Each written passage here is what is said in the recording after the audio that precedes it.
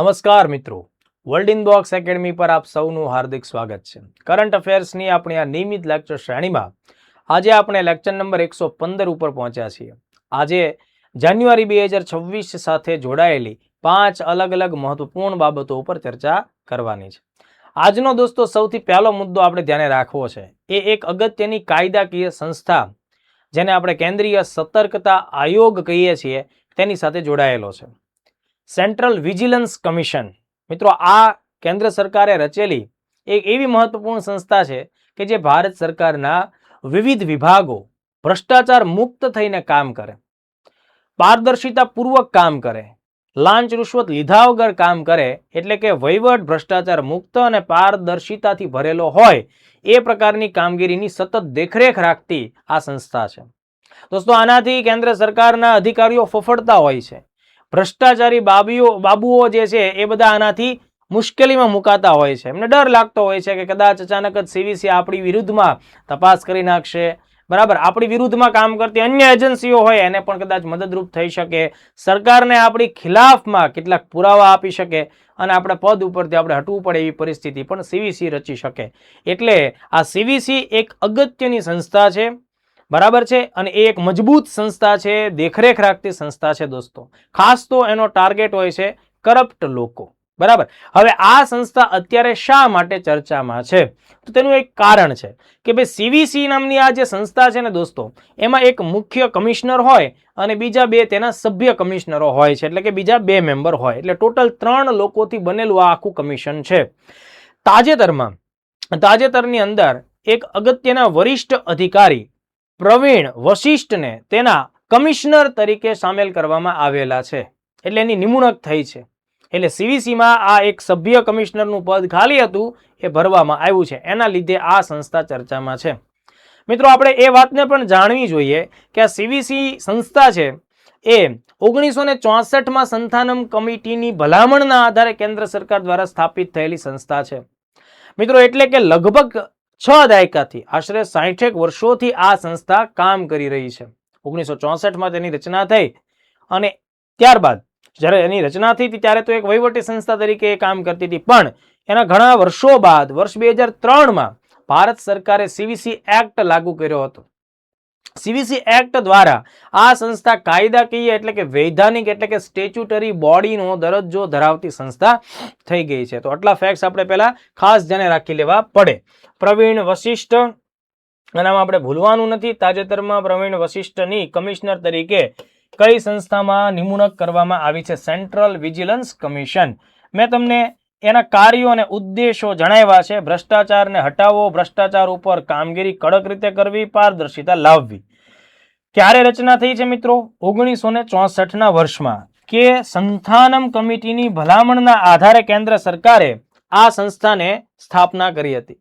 આ સંસ્થા જ્યારે સ્થાપાણી ત્યારે એક વહીવટી સંસ્થા હતી, પણ મેં તમને હમણાં જણાવ્યું એ મુજબ 2003ના વર્ષમાં સંસદે એક કાયદો તૈયાર કર્યો છે. આ પણ પરીક્ષા લક્ષી વિગત છે, ધ્યાન રાખવું પડશે. 2003નો કાયદો સીવીસી એક્ટ એટલે કે સેન્ટ્રલ વિજિલન્સ કમિશન એક્ટ. તો એના અંતર્ગત અત્યારના ધોરણે એ કાયદાકીય સંસ્થામાં સ્થાન ધરાવે છે. તમને એવો પણ સવાલ આપી શકે, તમને માની લો કે 4 સંસ્થા આપે, 4 સંસ્થામાં એકાદી સંસ્થા એવી હોઈ શકે કે જેની સ્થાપના કાયદા દ્વારા ન કરવામાં આવી હોય, વહીવટી આદેશ દ્વારા કરવામાં આવી હોય, એટલે કે એકાદી સંસ્થા ગેરવૈધાનિક હોય, તો એમાં તમારે આને ધ્યાનમાં રાખવી પડે. બીજું, આ સંસ્થા બંધારણમાં ઉલ્લેખિત નથી, એટલે ગેરબંધારણીય સંસ્થા પણ તમે એને કહી શકો છો. વધીએ આગળ. મેં તમને હમણાં જણાવ્યું એ મુજબ સેન્ટ્રલ વિજિલન્સ કમિશન એક બહુસભ્ય સંસ્થા છે, બરાબર. એટલે કે મલ્ટી મેમ્બર્સની આ આખી બોડી બને છે, જેમાં એક એના મુખ્ય આયુક્ત હોય છે, કેન્દ્રીય સતર્કતા આયુક્ત. એ એના અધ્યક્ષ તરીકે કામ કરે છે. વર્તમાન સમયમાં પ્રવીણ કુમાર શ્રીવાસ્તવ સીવીસીના ચેરમેન છે અથવા એના મુખ્ય વડા છે.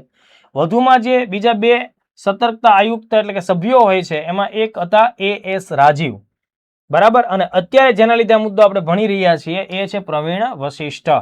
હવે બીજી એક ખાસ વાત, આ ત્રણેય પદ ઉપરના જે લોકો છે દોસ્તો, તેની નિમણૂક કોના દ્વારા કરવામાં આવે છે? આ સવાલ આપણી પાસે આવી શકે.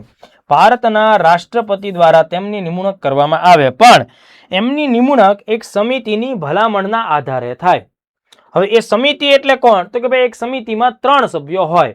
ભારતના પ્રધાનમંત્રી હોય, કેન્દ્ર સરકારના ગૃહમંત્રી હોય અને લોકસભામાં વિરોધ પક્ષના નેતા હોય. આ 3 લોકો સાથે મળીને જે નામ પસંદ કરે છે, રાષ્ટ્રપતિ તેમને આ પદ ઉપર બિરાજમાન કરાવે છે, એટલે કે એની નિમણૂક કરે છે. એટલે કે વડાપ્રધાન, ગૃહમંત્રી અને લોકસભામાં વિરોધ પક્ષના નેતા. આ બાબત આપણે જાણવી જોઈએ. આ પદ ઉપર વ્યક્તિ ક્યાં સુધી રહી શકે છે? તેમનો ટેન્યુઅર છે મિત્રો 4 વર્ષ, અથવા ઉંમરના હિસાબથી જો 65 વર્ષની વય થાય તો ત્યાં સુધી એ કામ કરી શકે છે. માનો કે કોઈ વ્યક્તિ 64 વર્ષની ઉંમરે આ પદ ઉપર આવે તો એને 1 વર્ષ કામ કરવાનું. 65 વર્ષની ઉંમર થાય એટલે આ પદ એમણે છોડી દેવાનું. બરાબર? માનો કે કોઈ વ્યક્તિ 60 વર્ષે લાગે છે તો એમણે 4 વર્ષ પૂરા કરવાના. એટલે આઈધર તમારે 4 વર્ષ અથવા 65 વર્ષ બેમાંથી જે વહેલું તે પહેલું, એ રીતે તમારે કામગીરી કરવાની.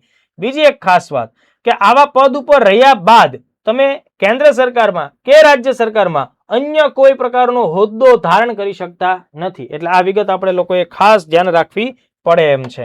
ચાલો, આ એક આખો મુદ્દો મેં તમને સમજાવ્યો છે. તમે લોકો જ્યારે બંધારણ ભણો છો ત્યારે પણ આ મુદ્દો આવતો હોય છે, જાહેર વહીવટમાં પણ આ મુદ્દો આવે, અને અત્યારે કરંટમાં પણ આપણે આ મુદ્દાને ધ્યાને રાખ્યો. એના જે કાર્યો મેં તમને ઓલરેડી કીધા છે. દેખરેખનું કામ કરશે, કેન્દ્ર સ્તરે થતા ભ્રષ્ટાચારની તપાસો કરશે, સીબીઆઈને મદદ કરશે, જે અમુક એવા અધિકારીઓ હોય છે જેની પર નાના મોટા કેસ ચાલે છે તે કેસની ઊંડાણપૂર્વકની તપાસ પણ એ કામગીરી કરી શકે, કેન્દ્ર સરકારને સલાહ આપી શકે છે. બરાબર? અને બીજી મહત્વની વાત કે આ જે કમિશન છે કોઈ પણ મંત્રાલયના હેઠળ નથી આવતું. આપણે અગાઉ એક લેક્ચરમાં નેશનલ ઇન્વેસ્ટિગેશન એજન્સી વિશે વાત કરી હતી. તો એનઆઈએ છે એ કેન્દ્રના ગૃહ મંત્રાલય હેઠળ કામ કરતી સંસ્થા હતી, પણ અહીંયા જોઈ લેજો, સીવીસી કોઈ પણ મંત્રાલય કે વિભાગ હેઠળ આવતી નથી. એ એક સ્વાયત્ત સંસ્થા, ઓટોનોમસ બોડી તરીકે કામગીરી કરે છે. બીજો મુદ્દો આપણે 115 નંબરના લેક્ચરમાં જોઈએ તો ગબ્બર તરીકે ઓળખાતો આ ક્રિકેટર, તમે એને ઓળખતા હશો, દિલ્હીનો યુવાન છે શિખર ધવન. તાજેતરમાં શિખર ધવને પોતાની જીવનની કથા એટલે કે પોતાની ઓટોબાયોગ્રાફી, આત્મકથા લખી છે અને પબ્લિશ થઈ છે. બરાબર? તો આ આત્મકથા જે છે એનું નામ શું છે તમારે ધ્યાન રાખીને જોવું પડશે. જો નામ છે ધ વન, એનું પોતાનું નામ છે ને શિખર ધવન. તો the one cricket my life and મોર, આ પ્રકારનું એનું ટાઇટલ છે. The one cricket my life and મોર. તો આ ફેક્ટ આપણે યાદ રાખવા. બરાબર? હવે પછી બીજા એવા બધા એની વિશે ડેટા નહીં કાઢવાના કે એનો જન્મ ક્યાં થયો હતો, ક્યારે થયો હતો, પછી ભારતમાં એ ક્યારે ડેબ્યુ કર્યું હતું, T20 ક્યારે ડેબ્યુ કર્યું હતું, હાઈ સ્કોર એનો કેટલો છે નહીં. એટલે કરંટમાં ઘણી બધી જગ્યાએ આ પ્રકારની લપુ પણ હાલતી હોય કે શિખર ધવન ઉપર 30 મિનિટ હાલી જાય વાત. અમુક તો એની સારી સારી સિક્સ મારેલી ક્લિપો બતાવી દેતા હોય કે જો એને આવું કર્યું હતું. ભાઈ, એ બધું બિનજરૂરી છે. તમારી પાસે બહુ લિમિટેડ ટાઈમ છે, તમારે જાજા બધા વિષયો પૂરા કરવાના છે. લોકો કહે ને કે ભાઈ રાત ટૂંકીને વે જાજા છે, હા એના જેવી બાબત છે. એટલે ફટાફટ જે પિન પોઈન્ટ કામ હોય એ કરવાનું. Dhawan cricket my life and મોર, આ એની લાઈફ સ્ટોરી છે, આત્મકથા છે, ઓટોબાયોગ્રાફી છે. વધી આગળ, INS સાગર ધ્વની. આ સાગર ધ્વની નામનું જહાજ છે જે આકૃતિમાં બતાવવામાં આવ્યું છે તે નામ એનું એ છે સાગર ધ્વની. દરિયાનો અવાજ સાંભળવાની એ વાત કરશે. એટલે આ તમને હું શાબ્દિક રીતે સમજાવું છું, યાદ રાખવાના દ્રષ્ટિકોણથી. સમુદ્રના સંશોધનની કામગીરી કરતું આ જહાજ છે મિત્રો. આ એક વાક્યમાં તમારી આ વાર્તા કમ્પ્લીટ થઈ જાય. INS સાગર ધ્વની કેવા પ્રકારનું જહાજ છે? એ ઓશનોગ્રાફિક રિસર્ચ કરતું વેસેલ છે. મહાસાગરોમાં શું શું પરિસ્થિતિ છે, કેવા ખનિજો, ઉર્જાના ક્ષેત્રો, વધતા પ્રદૂષણની પરિસ્થિતિ, આ બધા જ પ્રકારની પરિસ્થિતિઓનો અભ્યાસ ને સંશોધન કરે એ પ્રકારની કામગીરી માટેનું સ્પેશિયલ વેસલ છે. તાજેતરમાં INS સાગર ધ્વની કેમ ચર્ચામાં છે? તો એનું એક કારણ છે કે હાલમાં તે સાગર મૈત્રી નામની પહેલ અંતર્ગત, સાગર મૈત્રી એક અગત્યની પહેલ છે કે જેના અંતર્ગત હિન્દ મહાસાગરના દેશો સાથે મળીને દરિયામાં સંશોધનની કામગીરી આગળ વધારે. તો સાગર મૈત્રી મિશન ને કારણે ચર્ચામાં છે. 17મી જાન્યુઆરી 26 ના રોજ બરાબર આ જહાજ કોચીથી પોતાની કામગીરી માટે આગળ વધે છે. ક્યાંથી લોન્ચ થાય છે? કોચીથી. કોચીથી એ પોતાના એક્સપેડિશન એટલે કે અભિયાન ઉપર આગળ વધે છે કેરળથી. બરાબર, આ એનું 5મું સંસ્કરણ છે. મતલબ આ પ્રકારની તપાસ માટેનું, આ પ્રકારના સંશોધન માટેનું 5મો આ સાગર મૈત્રી આખા મિશનનો કાર્યક્રમ છે. એમાં આ વખતે સાગર ધ્વનિએ ભાગ લીધો છે. આમાં આપણે માલદીવ ને બધા દેશો આપણી સાથે હોય છે સંશોધનની કામગીરીમાં. હવે જુઓ, માની લો કે પેપર કાઢવા વાળો માણસને આઈને સાગર ધ્વનિની કેટલીક વિગતો તમને પૂછવી હોય તો એ શું પૂછે? એનો પ્રકાર, તો કે ભાઈ આ ભારતનું સ્વદેશ બનાવટનું સમુદ્ર શાસ્ત્રીય સંશોધન માટેનું જહાજ છે, જેને મરીન એસ્કોટિક રિસર્ચ શિપ એટલે માર્સ તરીકે પણ ઓળખવામાં આવે છે. કલકત્તા ખાતેના garden reach and ship builders engineers નામની ભારત સરકારની સંસ્થાએ એનું નિર્માણ કરેલું છે. પણ એનો વહીવટ, એનું સંચાલન, એનું રિસર્ચ કામગીરી કોણ કરે છે? તો કે ભાઈ DRDO ની એક પ્રયોગશાળા છે NPOL, જે કોચી ખાતે આવેલી છે કેરળમાં. NPOL એટલે નેવલ ફિઝિકલ એન્ડ ઓશનોગ્રાફિક લેબોરેટરી. બરાબર, તો આ વિગત આપણે જાણવી જોઈએ. તો બસ એટલા મુદ્દાઓ તમારા માટે બહુ મહત્વના થાય. બાકીની જે વિગત છે, બરાબર, તો એમાંથી કઈ પ્રિલિમ્સનો પ્રશ્ન અત્યારે આવી શકે એના ચાન્સ ઓછા છે, પણ છતાંય તમારે એકવાર એને વાંચી લેવાના કે ભાઈ ભારત સરકારે મોદી સાહેબના નેતૃત્વ નીચે સમુદ્રના ક્ષેત્રમાં કોઓપરેશન એટલે કે સહયોગ વધે એ હેતુથી સાગર નામના એક વિઝનને રજૂ કરેલું છે. Security and growth for all in the reason, એટલે કે ક્ષેત્રમાં રહેલા બધા દેશોને સુરક્ષા અને વિકાસ બંનેની તક મળે એ પ્રકારનું કોઓપરેશન આગળ વધારવું જોઈએ. તો આટલા ફેક્ટ્સ INS સાગર ધ્વનિના અનુસંધાને ધ્યાને રાખવા જોઈએ. ચોથા નંબરના મુદ્દામાં ભારતના એક રાજ્ય વિશે આપણે વાત કરવી છે, અને એ રાજ્ય છે આંધ્રપ્રદેશ. આંધ્રપ્રદેશ દોસ્તો બંગાળની ખાડીના દરિયા કિનારાનો વિસ્તાર ધરાવતો એક અગત્યનું રાજ્ય છે. અને તાજેતરમાં આ આંધ્રપ્રદેશ રાજ્યએ પોતાનો એટલે કે રાજ્ય સરકારનો ભવિષ્યનો એક આખો સ્પેસ સિટી માટેનો પ્રોજેક્ટ છે એ લોન્ચ કર્યો છે. સ્પેસ સિટી એટલે કે આંધ્રપ્રદેશમાં અવકાશ સંશોધન અને અવકાશની કામગીરી એટલે કે ખાસ કરીને સેટેલાઇટને લોન્ચ કરવા જેવી બાબતો છે તેની સંભાવના ખૂબ રહેલી છે.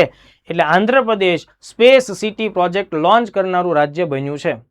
તાજેતરમાં જ તેણે એવી જાહેરાત કરી છે કે ભાઈ બંગાળની ખાડીના કિનારે અમારો એક જિલ્લો છે કાકીનાડા. એ કાકીનાડાનો જે અખાત વિસ્તાર છે દોસ્તો, ત્યાં એક ચોક્કસ પ્રકારનો આઇલેન્ડ છે જેનું નામ છે હોપ. આ હોપ નામના આઇલેન્ડ ઉપરથી ઉપગ્રહોને લોન્ચ કરવા માટેની એક ફેસિલિટીની સ્થાપના થઈ શકશે એટલે કે થશે. તો અહીંયા તમારે geographical point of view, GK, એ બધાને ધ્યાનમાં રાખીને સવાલો આવી શકે કે ભાઈ ભારતના કયા રાજ્યે સ્પેસ સિટી પ્રોજેક્ટ લોન્ચ કર્યો? આંધ્રપ્રદેશ. હોપ આઇલેન્ડ ક્યાં આવ્યો? બંગાળની ખાડીમાં. હોપ આઇલેન્ડ ક્યાં આવ્યો? કાકીનાડા. હોપ આઇલેન્ડ આંધ્રપ્રદેશમાં આવે છે. તો આટલા ફેક્ટ્સ આપણે ખાસ ધ્યાન રાખીએ. સૌથી પહેલા સમાચાર પત્રમાં આ આખી જે વિગત આવી છે એના વિશે થોડી વાત કરી લઈએ. Satellite launching facility will come up on hope island in Kakinada 2. કાકીનાડાના અખાતમાં હોપ આઇલેન્ડમાં સેટેલાઇટને લોન્ચ કરવા માટેની સુવિધા સ્થાપિત થશે. આવું કોણે કહ્યું? Says Andhra Pradesh chief minister Chandrababu Naidu. બરાબર, આવું એમણે આ વાત કીધી. ધ ગ્રીનકો ગ્રુપ, આ એક કંપની છે ઇન્વેસ્ટર લોકોની, is evincing interest in being a part of the state government space city project. Andhra Pradesh રાજ્યનો જે સ્પેસ સિટી પ્રોજેક્ટ છે તેને ડેવલપ કરવા માટે એક કંપની છે, એક રોકાણકર્તા મોટું ગ્રુપ છે જેનું નામ છે ગ્રીનકો ગ્રુપ.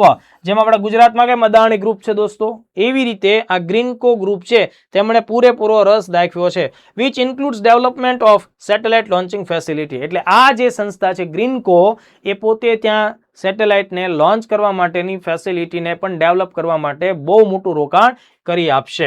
તો અહીંયાથી સામાન્ય બાબતો ધ્યાને રાખવું પડશે. કાકીનાડા જિલ્લો, કાકીનાડાની ખાડીમાં હોપ આઇલેન્ડ આવેલો છે, બંગાળની ખાડી પણ કહી શકાય. આ હોપ આઇલેન્ડ ઉપર ઉપગ્રહોને લોન્ચ કરવા માટેની ફેસિલિટીની સ્થાપના કરવામાં આવશે. બીજું આપણે એ પણ ધ્યાને રાખવું જોઈએ કે આ હોપ આઇલેન્ડ છે એ કોરિંગા વન્યજીવ અભયારણ્યનો ભાગ છે. કોરિંગા વન્યજીવ અભયારણ્યનો ભાગ છે. તો કોરિંગા વન્યજીવ અભયારણ્ય છે એ ક્યાં આવ્યું? આંધ્રમાં આવી જાય, એ વસ્તુ આપણને ખ્યાલ આવે. અને આ બીજી બાબત પર્યાવરણના દૃષ્ટિકોણથી મહત્વનું એ પણ છે કે અહીંયા આ જે હોપ આઇલેન્ડ છે, બરાબર, એ દરિયા કિનારે ઓલિવ રીડલે કાચબાઓ જે છે એ ત્યાં નેસ્ટિંગ માટે આવતા હોય છે, પોતે પ્રજનન માટે ત્યાં આવતા હોય છે, એટલે એ માટે પણ એ ચર્ચામાં રહેતો હોય છે. તો આ જાન્યુઆરી મહિનાની અગત્યની ઘટના થાય છે. તમને ખ્યાલ હોવો જોઈએ, તમે વિજ્ઞાન ટેકનોલોજી વિષયના વિદ્યાર્થી પણ છો, તમારી તૈયારીમાં એ વિષય આવે છે એટલે તમને ખ્યાલ હશે કે ભારતમાં વર્તમાન સમયે ઈસરો પોતાના તમામ પ્રકારના રોકેટ્સ છે એ સ્પેસ પોર્ટ તરીકે સતીશ ધવન સ્પેસ સેન્ટરનો ઉપયોગ કરીને લોન્ચ કરે છે અને એ પણ આંધ્રપ્રદેશ રાજ્ય સાથે જ સંકળાયેલું છે શ્રીહરિકોટા ટાપુ ઉપરથી. આ જે ટાપુ છે ને હોપ એ શ્રીહરિકોટાથી ઉત્તર પૂર્વમાં આવેલો છે. તો આટલા ફેક્ટ આપણે ખાસ ધ્યાને રાખી લીધા. આ લેક્ચરનો છેલ્લો ટોપિક જે પર્યાવરણના મુદ્દા સાથે સંકળાયેલો છે. તાજેતરમાં દક્ષિણ ધ્રુવના વિસ્તાર આસપાસમાં જે ન્યુઝીલેન્ડ આવેલું છે એટલે કે ઓસ્ટ્રેલિયાની બાજુમાં, બરાબર. આ જે ન્યુઝીલેન્ડ છે એનો એક વિસ્તાર છે ફિયોર્ડલેન્ડ, જે સમુદ્ર કાંઠો ધરાવે છે. આ ફિયોર્ડલેન્ડ વિસ્તારની અંદર સંશોધક લોકોએ 300 થી 400 વર્ષ જૂનું પરવાળા સમૂહ શોધી કાઢ્યું છે. કોરલ શોધી કાઢ્યું છે જે જીવંત છે. બ્લેક કોરલ શોધી કાઢ્યું છે.